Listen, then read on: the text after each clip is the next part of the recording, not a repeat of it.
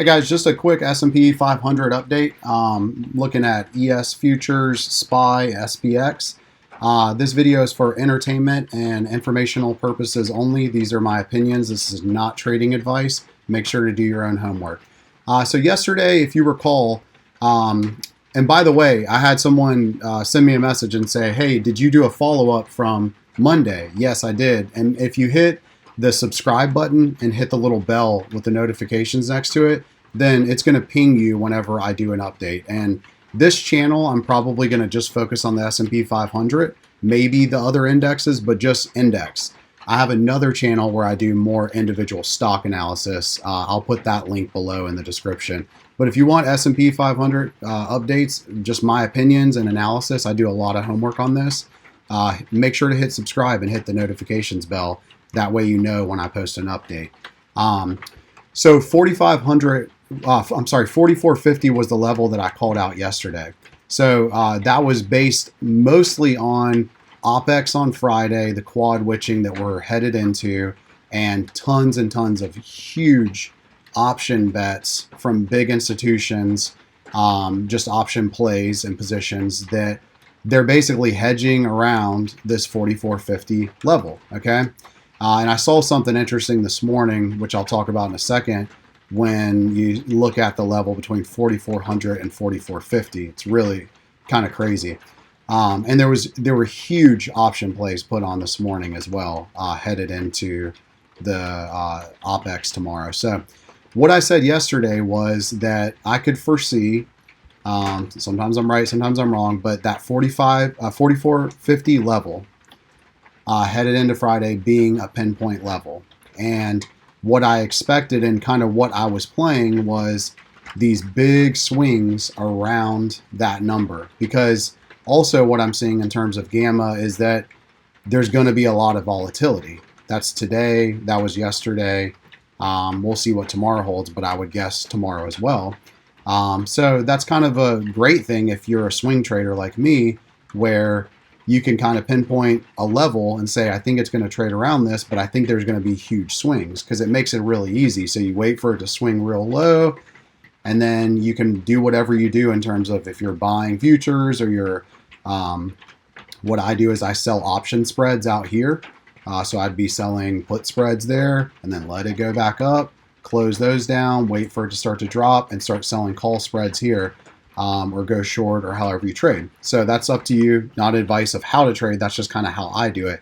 I also wait for it to swing low, and then if I think there's a pinpoint level, then I'll throw on, like I'll either buy a call way out here in the money, out of the money, or I'll put on like a butterfly if I think it's just going to keep going back to that level, because it's almost no capital, and it's kind of like a lottery ticket if you actually hit that level.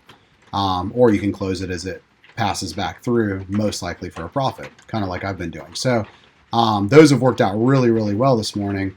So what I'm seeing for the rest of today, just in terms of the way I'm going to play it, in my opinion, is that we're going to continue to work around this 4450 level. Obviously, we just came back down to it this morning. It looked like we were going to have somewhat of a positive open. It worked right back down to this level.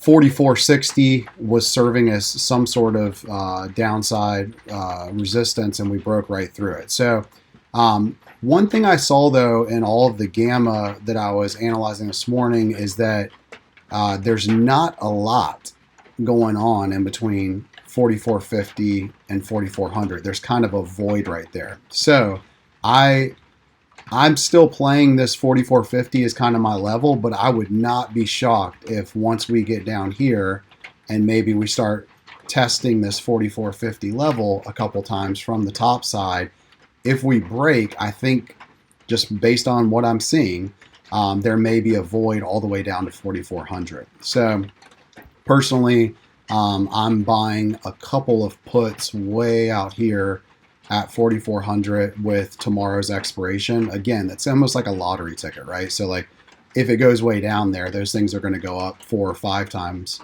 what you paid. If not, then you lose 100% of what you put in there. So really risky short-term play, but I'm okay with that. It's just a small part of my strategy.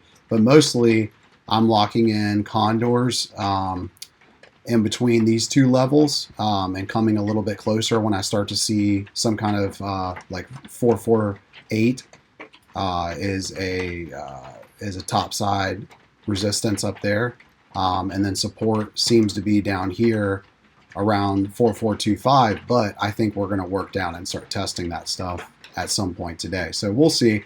But again, going in tomorrow, I've got the 4450 level pegged on ES. That would be $445 on SPY. Always fun to convert all the numbers. And it's going to be a very similar number that I have pegged for SPX. So we'll see how it all plays out, but I'll be playing these big swings that I'm hoping happen over the next 24 hours or so, and just nice and clean. Let me zoom out a little bit more so you can kind of see where these levels started to come into play. Tested them, broke through, came back, tested. There's the big swings that I'm playing right now. So we'll see if that continues and see just how far down it goes if we can break this 4450 level. Thanks for tuning in, guys. Again, make sure to subscribe and hit notifications if you find any of this information valuable.